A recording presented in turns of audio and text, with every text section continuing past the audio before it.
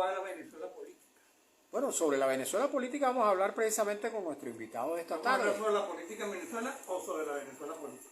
Las dos cosas, la política en Venezuela y la Venezuela política en su contexto regional.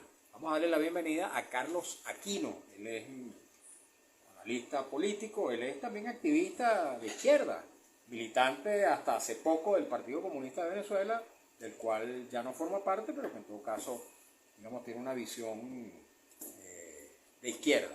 Y no solamente una visión, también un activismo en ese campo. Bienvenido, Carlos.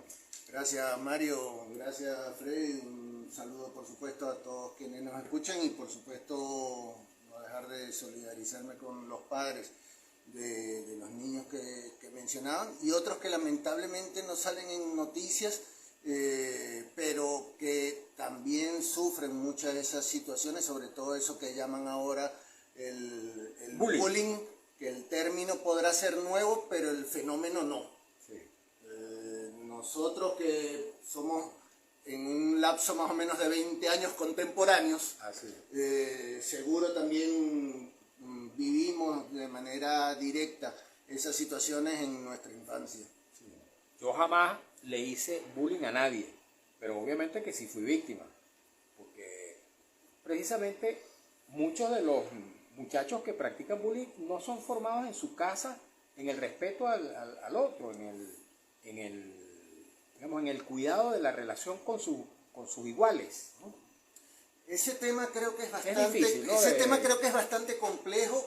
Seguramente una cuota de responsabilidad habrá en el hogar, pero no es menos cierto que en esa edad uno la mayor parte de su tiempo, de su actividad y una dosis importante de su proceso formativo lo vive en la calle, fuera del hogar en todo caso, en la calle, en la escuela, los amigos.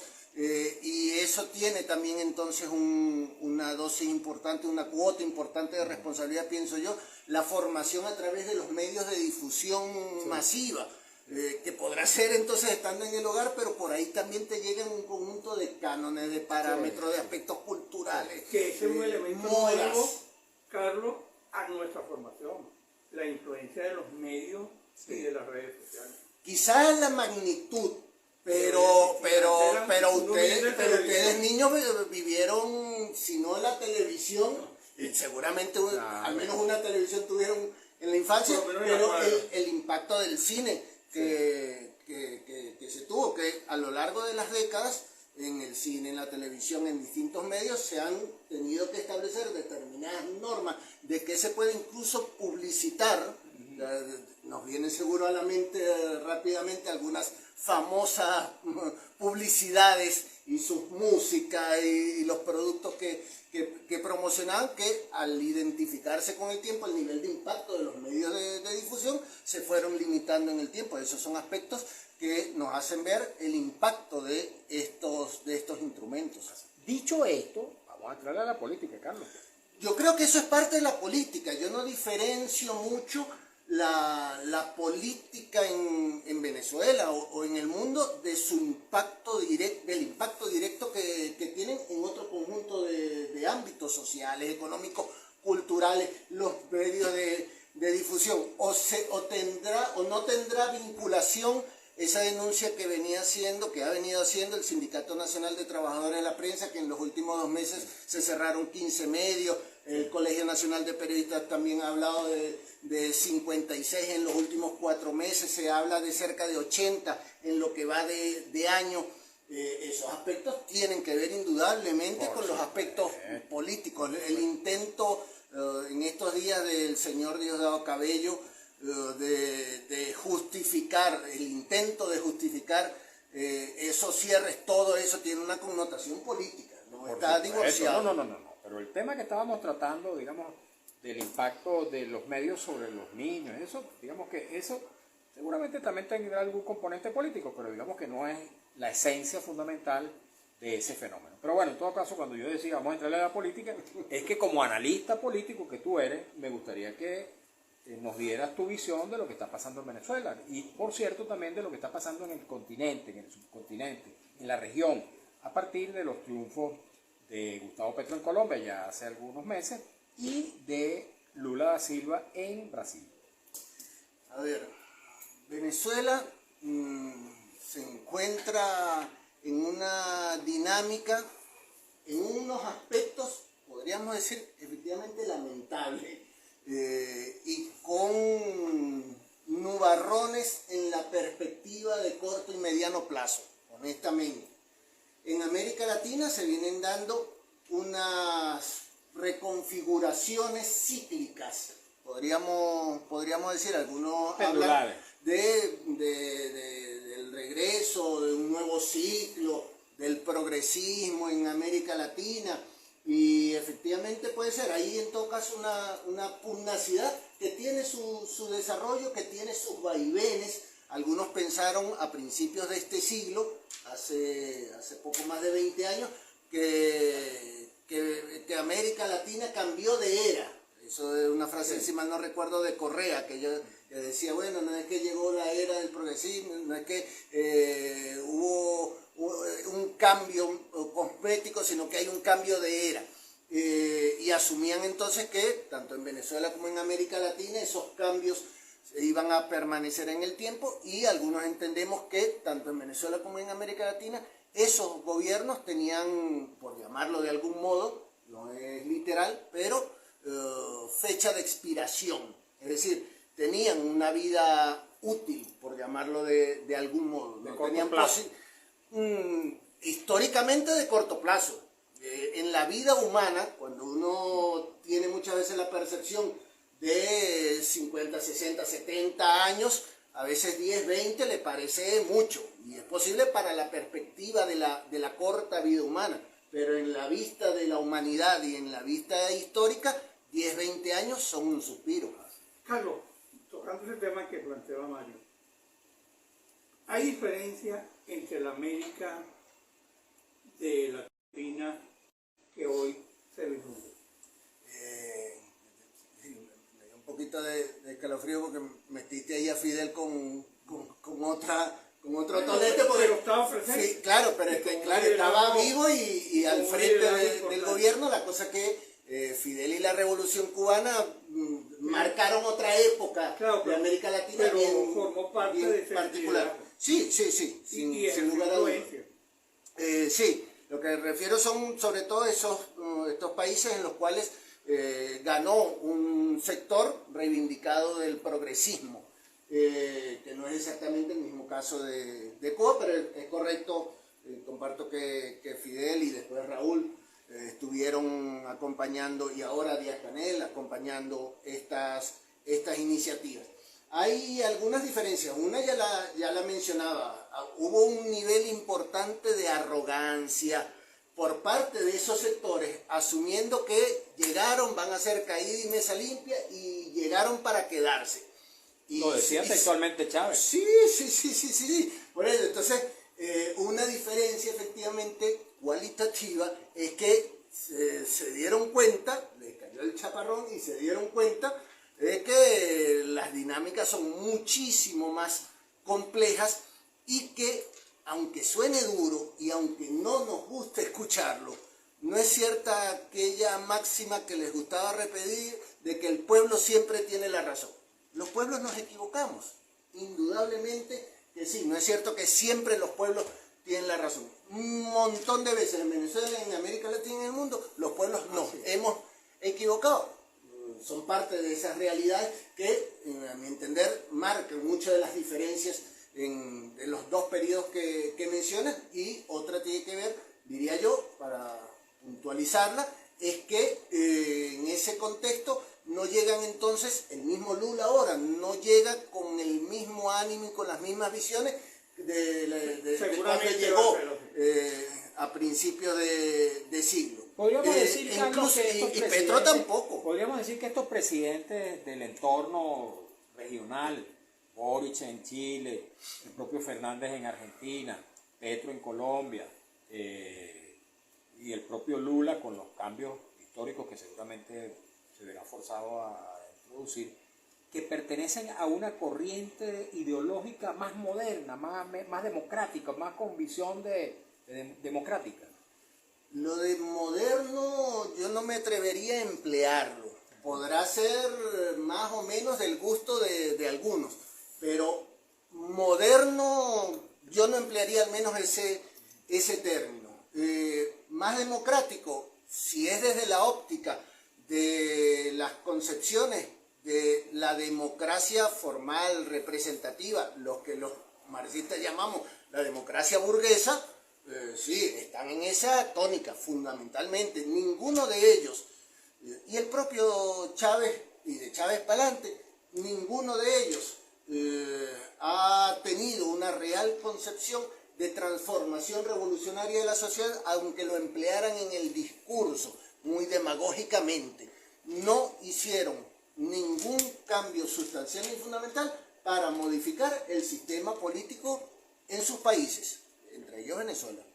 Digo, por ejemplo, el caso de Petro. Petro dijo en su discurso de toma de posesión, no, en su discurso de, si mal no recuerdo, de proclamación ya como presidente electo, que él iba en Colombia a impulsar el desarrollo capitalista. Ese fue el discurso, claro, cuando el día de las elecciones, cuando se anunció el triunfo. Sí, lo vi. Y eso entra en perfecta consonancia con lo que venía expresando. No hay un planteamiento en otro sentido que en ese. Le reconozco a Petro que tiene la honestidad de decirlo públicamente. Eso es una de las cosas que perfectamente le puedo reconocer a Petro, que en muchos no lo tenían otros de esos presidentes. No empleaban esos términos, aunque era en realidad lo que hacían. Ok, tenemos que hacer una pausa cuando son las 2:17. Vamos a escuchar unos compromisos publicitarios y enseguida estaremos de vuelta. En buena hora, Freddy Jiménez, este servidor Mario Villegas, conversando con Carlos Aquino, analista político y activista de izquierda. De vuelta, amigos y amigas, en buena hora. Estamos conversando con Carlos Aquino. Carlos Aquino fue hasta hace relativamente muy poco tiempo dirigente del Partido Comunista de Venezuela. Lo recuerdo como uno de sus principales voceros, tal vez no uno de sus principales, el principal vocero público del Partido Comunista. Hoy Carlos Aquino ya no está en el Partido Comunista.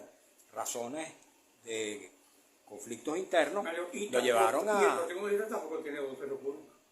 Bueno, tiene su secretario general, en todo caso. Pero me gustaría, Carlos, a partir del hecho de que mañana se va a instalar en Caracas el Congreso del Partido Comunista de Venezuela, que tú nos dieras por qué te fuiste al Partido Comunista, cuáles fueron las razones y por qué no estás en ese Congreso, que reúne a los comunistas venezolanos, con representación, por cierto, según me llegaron informaciones de dirigentes del Partido Comunista, creo que algo así como de 16, 17 partidos comunistas de todo el mundo, o más.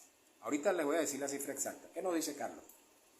Bueno, a ver, esquemáticamente, por llamarlo de algún modo, efectivamente yo milité en el PSB por más de 20 años, fui miembro de la dirección nacional, bueno, primero de la Juventud Comunista, después del Partido Comunista, pero de la dirección del PSB. Durante 15 años fui miembro del Comité Central y del Buró Político, y sí, como bien dices, Mario, fui durante una buena cantidad de esos años uno de los principales voceros públicos de la política del partido, en la cual me correspondía, y lo procuré hacer de la mejor manera, expresar la política del PSB, la política que se acordaba en los organismos, me correspondía a mí y a otros, expresarla y defenderla públicamente.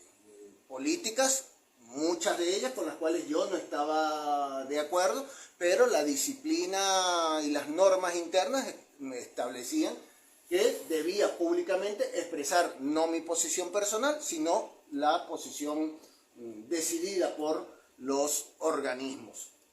Esa militancia en el PSB y la participación en los organismos de dirección llegó hasta principios de este año. En marzo de este año, el Comité Central, a través de un proceso bastante viciado, pero formalmente al menos, me sancionó porque los 2 años anteriores yo he estado públicamente haciendo señalamientos y declaraciones en torno o sobre la dirección nacional del PCB. Como es natural, al romper esa disciplina, pusieron una sanción de desincorporación del Comité Central, 2 años de imposibilidad de tener cargo de dirección, y como a Machamini me mandaron a la célula un proceso de reeducación.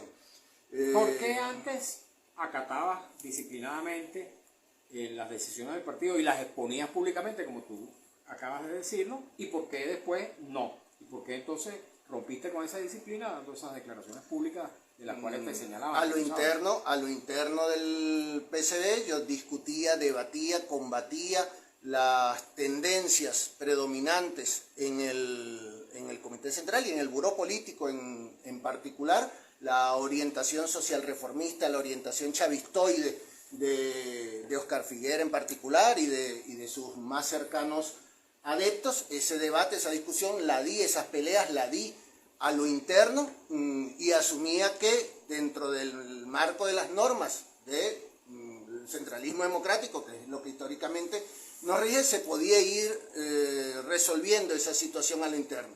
Cuando me quedó absolutamente claro, y esa batalla se dio durante más de 10 años, pero cuando me quedó absolutamente claro que estos señores no respetan el centralismo democrático, sino que establecieron un estilo de dirección personalista y autoritario, donde no valen las normas, no valen los estatutos, sino que se impone una voluntad unipersonal, me quedó claro que por ahí no iban a ir los tiros y que debía romperse ese pacto de silencio, y que la militancia de base, los dirigentes honestos del partido, tenían el derecho de conocer lo que realmente ocurre a lo interno del partido, porque estoy convencido que es la militancia de base y son los dirigentes honestos, y a partir de mañana los delegados al Congreso del partido, quienes les corresponderá impulsar los cambios necesarios en el PCB. ¿No era posible producir esos cambios contigo dentro?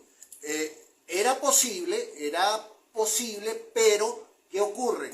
No había ninguna posibilidad de que la militancia supiera, el conjunto de la militancia supiera qué está pasando en el PCB. Porque si yo me quedaba, como lo hice durante años, exponiendo mis puntos de vista en el Comité Central, eso se queda en el Comité Central, se impone la línea, y después el lunes tengo yo que salir a declarar lo que se aprobó, lo que se impuso, ¿no? Y en contra incluso de las formas y de las normas de aprobación del propio PCB. No, incluso en el Congreso. Entonces, si me parabas, solo en ese momento iba a tener 5, 10 minutos cuando mucho para exponer. Y el prontuario de estos personajes es tan grande, es tan elevado, es tan largo, que no bastan 5 o 10 minutos, y por eso he dedicado decenas y decenas de artículos a lo largo de estos años, de estos últimos años, para exponer todas ese prontuario que tienen estos personajes. Pero en todo caso,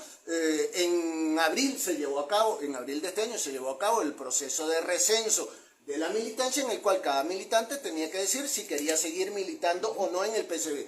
Yo no me recensé, yo no hice el proceso de recenso, y por ende, a partir de abril de este año, dejé de ser militante del PCB. Ya en marzo me sancionaron por todo lo que hice antes. Lo que he hecho de marzo para acá, o de abril para acá, ya ha sido libre de la disciplina interna del PCB, e indudablemente entonces ya no me rijo por esas normas, ni estoy amarrado por esas normas, y sigo expresando y planteando estos puntos de vista como, digamos, un actor que no reniega del marxismo-leninismo. Te lo comentaba en estos días, no reniego el marxismo-leninismo, para mí sigue siendo la filosofía que me guía en mis visiones, en mi análisis, en mi accionar. No reniego del PCB, creo que sigue siendo, a pesar de todo, la organización que tiene en Venezuela las mejores condiciones para llegar a convertirse en el partido de vanguardia revolucionaria que necesita Venezuela. ¿Qué hago? Reniego y he renegado de la dirección que tiene, el buró político que tiene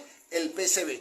Y ese es el cáncer que tiene el PCB, y que ojalá estos próximos días, en el 16 Congreso del PCB, los delegados y delegadas que participen tomen las acciones necesarias para poder depurar y renovar el Comité Central. Como la gente que dice, yo creo en esa religión, pero no creo en locura. Ahora fíjate, Carlos, pero fíjate, es curioso que entre tantos dirigentes que forman parte de ese Comité Central del Partido Comunista, solamente tú hayas tenido esta postura y no te hayan acompañado otros en este camino. Claro, ¿qué ocurre? Hay que recordar, salir públicamente a declarar indudablemente te pone al margen de las normas internas del partido y estás propenso a ser sancionado. Y yo entendí que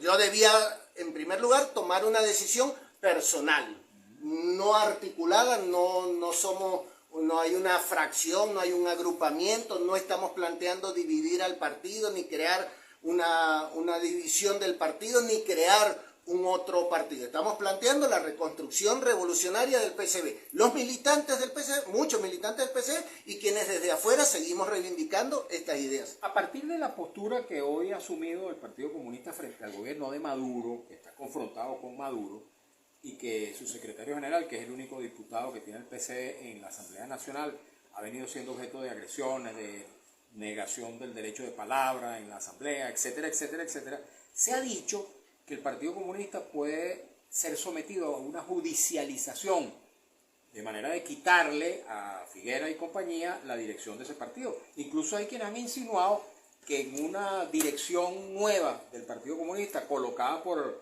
el Tribunal Supremo o por qué sé yo qué ente público, podrías estar tú, Carlos Aquino, al frente de ese nuevo partido. ¿Es posible? ¿Te prestaría tu nombre para la judicialización de Empiezo por ahí, porque son dos partes tu pregunta. Empiezo por ahí. Mi nombre no va a poder aparecer porque no lo voy a prestar a un proceso de intervención, de judicialización, que indudablemente en el marco de las referencias recientes que hemos tenido tendría un alto componente político partidista de interés a favor del gobierno nacional. Indudablemente el planteamiento nuestro no tiene nada que ver con judicialización del PCB. Por eso hacemos insistencia en que le corresponde a la militancia de base, a los dirigentes honestos, dar el cambio a lo interno del partido. ¿Es posible un proceso de judicialización? Oscar Figuera y su combo tienen 2 años con aquello de ahí viene el lobo. A mi parecer lo que están utilizándolo es como una herramienta de aterrorizar para impulsar un cierre de filas en torno a ellos, defender al buró político y relegitimarlos en este Congreso. Los delegados y delegadas, creo yo, no deben caer en ese chantaje que quieren imponer estos señores. Bien, tenemos que hacer una pausa, Carlos. Vamos a escuchar un avance del noticiero en la voz de Alex Márquez y enseguida, amigos y amigas, estaremos de vuelta conversando en buena hora, Freddy Jiménez, este servidor, con Carlos Aquino. Él es dirigente político de izquierda, ya no en las filas del Partido Comunista, y analista político. Ya venimos en buena hora. De vuelta, amigos y amigas, en buena hora. Nuestro invitado esta tarde, Carlos Aquino. Una pregunta hace a través de nuestro Instagram, @Mario Villegas 100, la hace Oscar Alfonso Torres. Según la apreciación del invitado, ¿Maduro en su prédica y su práctica es socialista, comunista o ninguna de esas corrientes? ¿El PSUV es puro logo o hay realmente algo de socialismo en ese partido? ¿Qué dice Carlos Aquino? Un saludo para Oscar Alfonso Torres. A ver, ¿qué ocurre?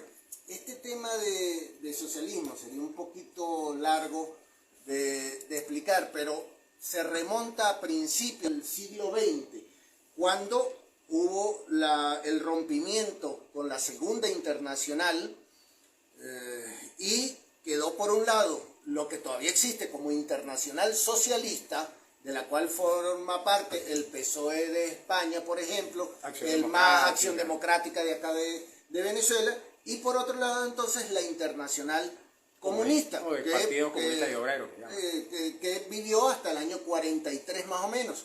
Entonces, pero en todo caso, después de desaparecer la Internacional Comunista, se han mantenido partidos comunistas y obreros defendiendo una concepción marxista del socialismo, porque el término socialista tiene incluso siglos, de hecho, mucho antes de Marx. El propio socialismo utópico de Tomás Moro, por ejemplo, estamos hablando de hace más de 400 años.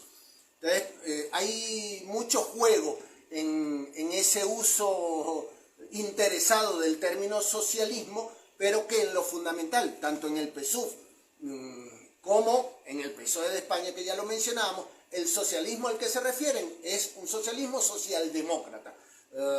Pequeñas reformas sociales que vayan mejorando las condiciones y la situación económica y social del país. Eso es a lo que nos referimos cuando hablamos del PSUV. ¿Cuál es el socialismo en el que tú crees? Supongo que sigue siendo socialista y comunista. Sí, bueno, al menos lo que sí puedo decir es que mi referente ideológico central sigue siendo el marxismo-leninismo, sin lugar a dudas, y los principios que he defendido los sigo defendiendo al día de hoy. No se tiene que militar en el PSB para poder levantar esas banderas y defenderlas. Por eso, de hecho, hay una diferencia cuando en la parte anterior tú dijiste el Congreso de los Comunistas Venezolanos, el Congreso de los militantes del PSB, porque es importante que se sepa esta cifra, que no se supiera si no lo hubiésemos dicho públicamente. En los últimos 8 años, el PSB ha perdido, últimos 8 años, el 65% de sus células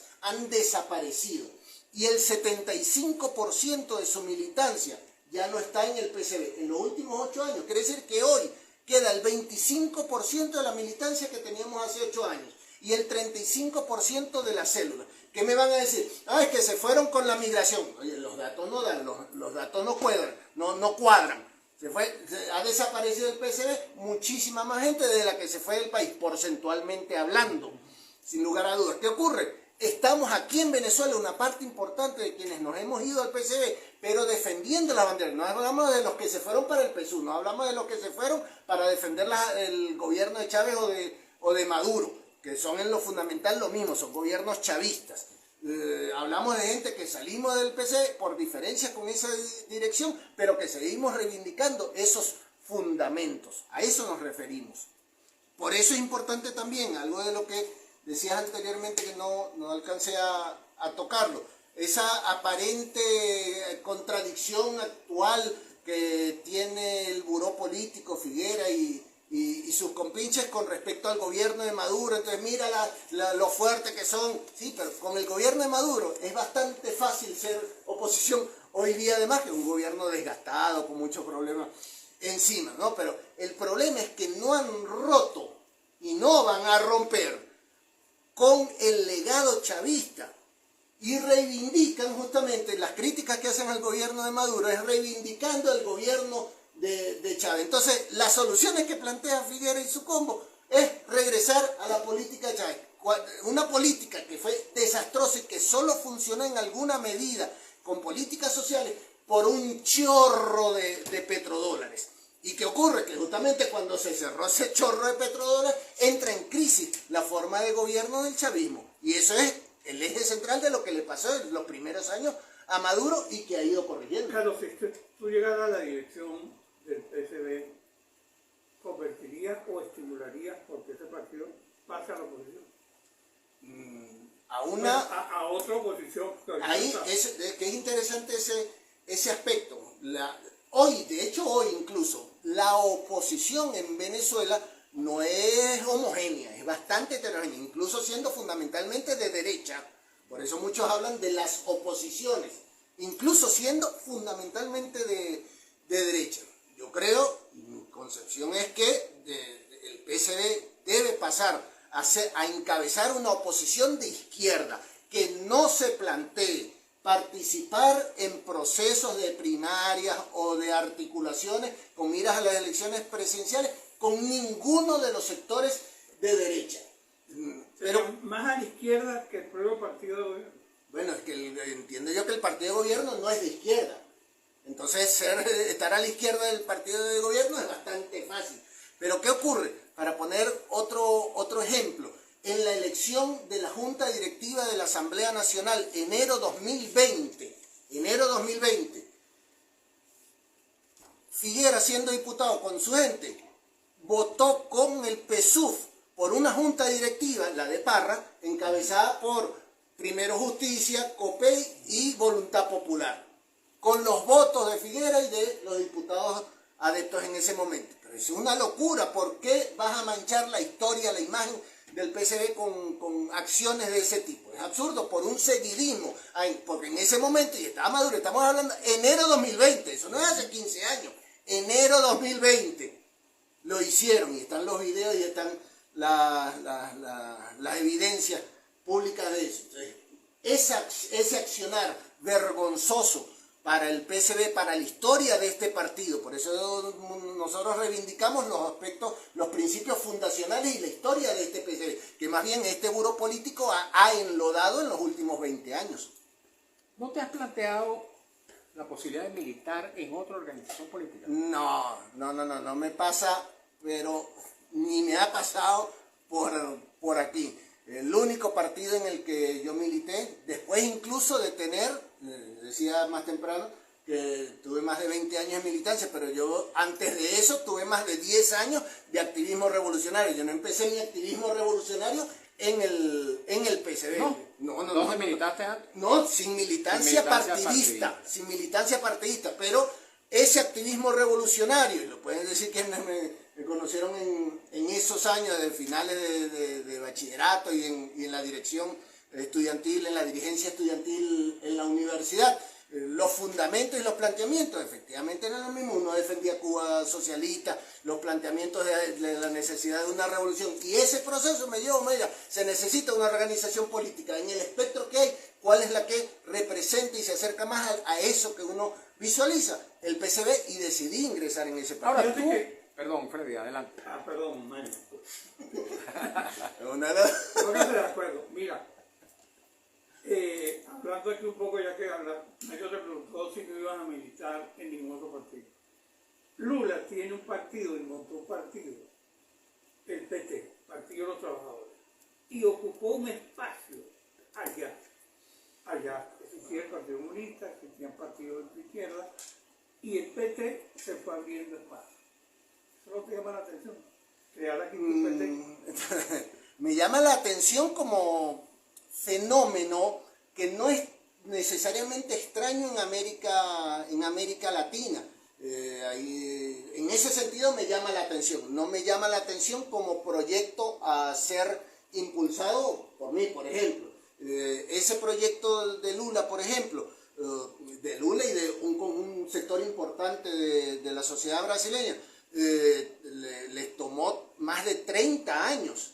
Eso todo no fue un momentico, a finales de los 70 crean ellos el PT, pero en Uruguay incluso también el Frente Amplio tiene una trayectoria y también pasó más de 30 años, más de 40 años en brega por intentar lograr la presidencia. ¿Cuál es una diferencia central entre ellos, por ejemplo, y lo que nosotros planteamos? Que para nosotros, los que nos guiamos por el marxismo-leninismo, un partido no es para ganar presidencias, porque el poder no se conquista con elecciones, se conquistan gobiernos, pero no el poder, en la concepción que tenemos nosotros. Entonces hay que participar en elecciones, sí, como acción de agitación y de llevar los planteamientos, la ideología, pero no con la ilusión de llegar a la presidencia, porque desde la presidencia se van a ejecutar los cambios. Pero cuenta, las elecciones es lo que demuestra el seguimiento o la desaprobación que tiene el pueblo sobre una política. Sin lugar a dudas, por eso encontrarás textos de Engels, de Federico Engels, justamente, conversando y hablando con Marx, dándole tanto valor, y de hecho Marx escribió todo un libro fundamentado en datos electorales y de votaciones en parlamentos, porque son una forma, son un mecanismo para poder medir, no solamente, como bien dices, la percepción que en un momento determinado hay sobre determinadas políticas o determinadas fuerzas políticas, sino incluso también para mostrar la fuerza que tiene la propia organización. Y en ese sentido también es significativo ver la tremenda disminución de votación que ha venido teniendo el Partido Comunista 2015, en las últimas dos, la de 2020 y 2021. Eso ha sido palo abajo, como se dice coloquialmente. Entonces, sí, son importantes las elecciones para esos aspectos, pero el objetivo central del partido, como uno lo concibe, no es meramente ganar elecciones, porque se entiende que desde ahí no es que se van a dar los cambios profundos que necesita el país. tenemos que ir a una pausa comercial y ya vamos a regresar en buena hora, hoy conversando con el analista político Carlos Aquino. Mira, Carlos, pero y entonces el PCB, ¿tú crees, no crees también que eso tiene que ver el deterioro, el paloabajismo, como tú dices, el PCB, también con el nivel de los dirigentes? Sin lugar a dudas. Un aspecto tiene que ver con eso. Quienes tienen que ser más representativos de nuestras concepciones, de nuestros planteamientos, cuando aquella frase del hombre nuevo, indudablemente tienen que ser los dirigentes. Cuando no hay ejemplaridad, eso tiende a una descomposición política y moral de ahí para abajo. De vuelta, queridos amigos, y entramos en la recta final de nuestro programa En Buena Hora. Carlos, tú dices que el Partido Comunista debe construir una alternativa distinta de los factores de oposición que hoy están, de oposición no de izquierda, o no de derecha, porque en esa oposición también hay factores de izquierda, pero digamos, no de los que se califican como revolucionarios, ¿verdad? Tú dices que el Partido Comunista debe construir eso. ¿Por qué no te parece razonable una alianza de los comunistas con factores que, no siendo de izquierda o no siendo revolucionarios, también postulan el cambio democrático en el país? A ver, hace unos años, como ha ocurrido en otros países, por cierto. Hace unos años dije una frase y algunos no la entendieron en su momento y a otros no les gustó porque sí la entendieron. Hace unos años yo dije, no toda la oposición es de derecha. Y te estoy hablando de hace unos años, no ahorita. No toda la oposición es de derecha, ni toda la derecha está en la oposición. Tal cual. Entonces, efectivamente, hace años y hoy más todavía, hay una muy heterogénea oposición. Yo no he dicho, ni puedo decir que toda la actual oposición es de derecha.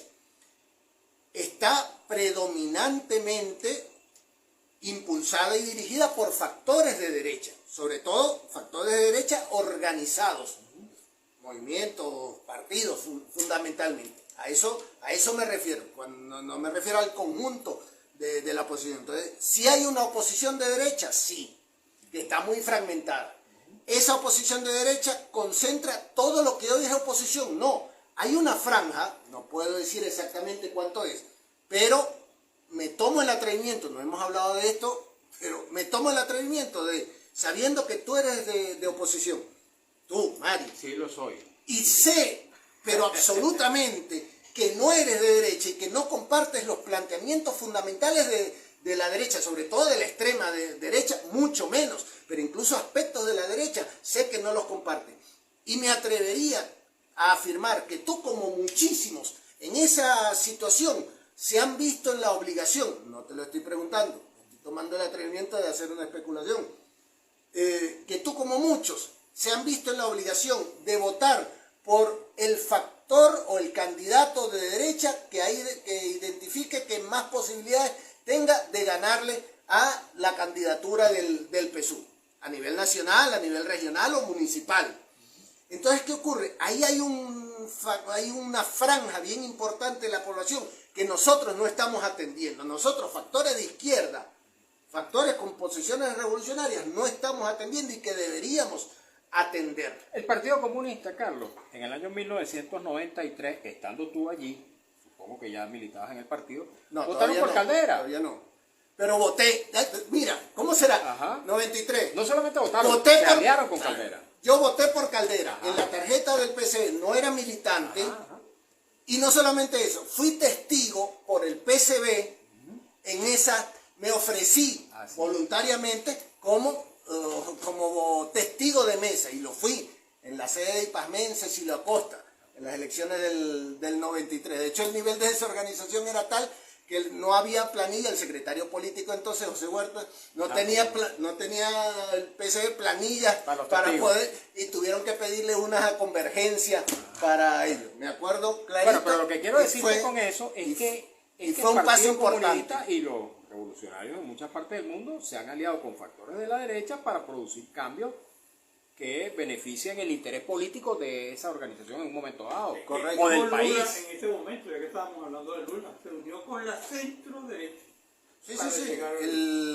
¿Qué ocurre? Para tomar este ejemplo del 93,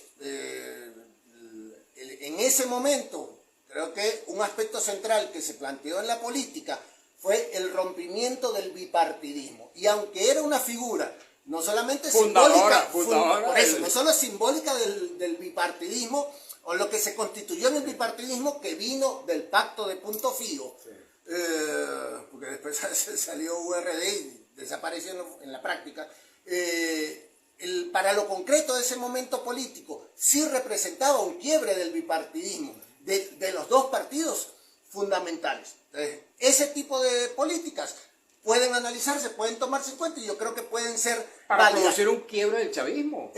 Claro, pero hay que analizar qué factores políticos están ahí, cuál es la figura, qué planteamientos hay, pero el tema de la figura es importante y qué factores políticos están detrás también es muy importante. Pero me refiero a que una alianza con lo que se llama hoy la plataforma unitaria, que yo lo he dicho en estos días, si hay unos alacranes en la oposición de derecha, es el G4, es la plataforma unitaria, porque es el factor de la derecha de oposición que más ha estado haciendo y hace para que permanezca Maduro en el gobierno. Esas primarias que las determinaron ellos, que el reglamento es de ellos, que la declaración de principios es de ellos, que ellos determinan quién participa y quién no. Eso divide a la oposición de derecha. ¿Eso beneficia al gobierno? Claro que sí. Entonces, con esos factores, yo creo que no, por ahí no van los tiros. Hay otros factores con los que se puede tratar y conversar, veámoslo, y claro que sí, en todo caso, de cara al país y con total honestidad. Carlos, ya que nos queda un minuto y medio, en estos momentos yo estoy seguro que la mayoría de los venezolanos y nuestras amigas y amigos que nos escuchan ni sabían que se iba a dar ese congreso. Seguro, PCB. seguro. Es mayo que tiene un interés ahí creado. Me invitaron al acto de instalación mañana, no voy a asistir, no puedo. Te pregunto, ¿eso va a generar algún cambio? La única forma de que este próximo 16 Congreso del PCB sea relevante y sea histórico es que las y los delegados participantes muevan la mata en el Comité Central, depuren de estos personajes lamentables el Comité Central y enrumben al PCB por el camino de la reconstrucción revolucionaria que tanto necesita. Solo así será histórico. Milagro se puede dar. Está soñando. Milagros, no desde el punto de vista religioso, sino desde el punto de vista de algo extraordinario, sí, es posible. O sea que estás ahí. Vas a estar por los alrededores de Cantaclaro. No físicamente, pero mi apoyo moral y político a los buenos delegados que van con esa intención, indudablemente estará ahí. O sea que no vas a pasar de la Plaza Capuchín. No pasaré cerca físicamente para no darles el gusto. Gracias, Carlos. Un gusto. Carlos Aquino, antiguo dirigente del Partido Comunista, ya no está allí. No sabemos si otra vez. Bueno, quién sabe si hacia el futuro, si se produce ese Mira, cambio revolucionario, como dice él vuelva al PCB. Pero bueno, en todo caso, agradecidos de la presencia de Carlos Aquino, agradecidos también amigos y amigas de su acompañamiento en esta nueva edición de En Buena Hora, en la que hemos trabajado para ustedes con mucho cariño, como siempre, desde la dirección de Radio Rumbos, Elsa Siciliano, en la jefatura de prensa Luis Alberto Albornoz, en los controles José Cedeño, en la lectura de las informaciones Alex Márquez y frente a los micrófonos Freddy Jiménez y servidor Mario Villegas con V de Venezuela. Tengan todas y todos muy buenas tardes.